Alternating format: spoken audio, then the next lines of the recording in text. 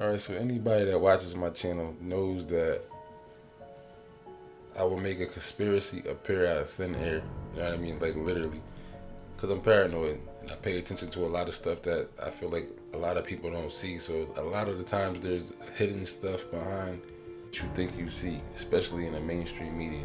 Sometimes it's definitely not. Sometimes I just be looking crazy. You know what I'm saying? I might say something. I might just be totally out of line and look crazy. But sometimes there be something there. But with this Amber Guyger situation, I actually tried to like not even get into the whole conspiracy part of it. Although I did have thoughts about certain stuff that looked weird the whole time, didn't really get into it. I didn't make videos about it and stuff like that. This whole situation was a spiritual sacrifice. For it to be a spiritual sacrifice, they have to first get you emotionally invested in something. It's kind of like winning the lottery, thinking you won the lottery, but then you didn't. If you play the lottery, you automatically you hope you win, but you know you're not gonna win. So you'll watch the numbers come out, realize you didn't win. You're like, oh, whatever, I didn't win, damn.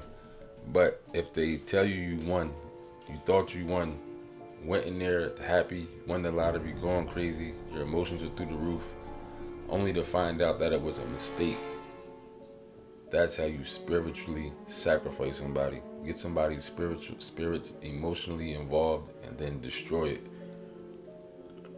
If they would have convicted her of manslaughter, which they might as well have, or acquitted her, or whatever the case may be, everybody would have been like, damn.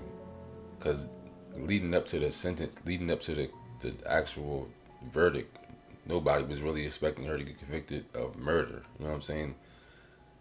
So if she would have got convicted of manslaughter, it would have just passed over. Like we'd have been like, we knew it. You know what I'm saying?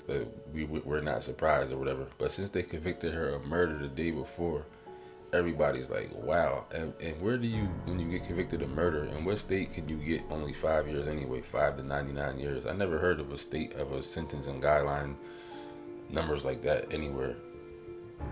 So the murder happened, the conviction of the murder, everybody's like, even after they showed the people at the courthouse celebrating, everybody's jumping around like, just can't believe, thanking God and all the glory and all this crazy stuff, and justice has finally came, things are going to change, we're sending a statement, no more in America, we're turning the tides, it's 2019, everything's going to be changed and all this crazy stuff.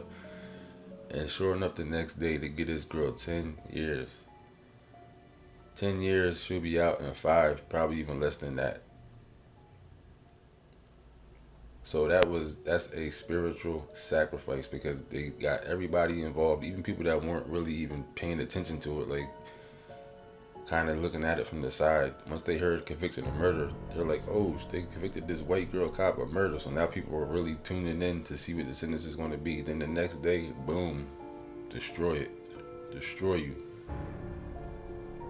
And I don't wish down anybody or anything like that, but you can imagine for like his family and people that really were invested, if this even really happened, you know what I'm saying? Because I'll get into the next level of it. Did this even really even happen? You know what I'm saying? Was this all staged and orchestrated from the beginning? The conviction for the murder came, I was like, wow, like really surprised they convicted this white girl for murder, which she should have been convicted for murder in this situation. But I was just surprised that it happened. Her being a white girl, being a police officer, stuff like that. And then I seen the picture, the clip of the black cop fixing the back of her hair. And that was the first sign to me that something wasn't right with this situation. Something was not right. Why was this mammy sitting there straightening the back of this girl's hair up? Why should it have been concerned to her the way the back of her hair looked? Just didn't look right. Most people are going to say like she's on some mammy and type stuff, some, you know what I'm saying, biscuit eating type of stuff, which that could be part of it too. But I think there's more to it than that. That was like a sign of something. What was it? I don't know. I don't know what the sign was or what it was saying, but it was something. Then come to find out, yep, the next day she gets sentenced to 10 years for murder. Why would they convict her of murder if they only sentence her to 10 years? That doesn't make any sense.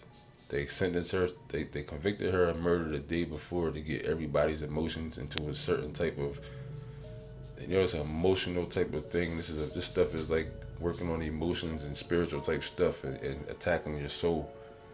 Only for the next day to give her 10 years, which she'll be out in like 5. But she already got like 1 in probably or whatever. So why would they convict her of murder and then give her only 10 years? Why didn't they? Might as well just convicted her of manslaughter. Or was it maybe because her mom went in there and said she was molested, so that gave her a pass to everybody felt sorry for her now? And forget about if you already they exposed her online posts and stuff like that about the stuff she was saying about Martin Luther King, all this other stuff about racist type stuff and ignorant evil stuff. So you can imagine her being a cop, how many innocent people probably fell in her wrath and are probably doing more time than she's doing for petty drugs that she probably planted on them or something along those lines, and she walk away with 10 years and will be out in 5 years. Then you got the judge giving her a hug afterwards, telling her she loves her or whatever nonsense she said to her, gave her nonsense Bible or whatever.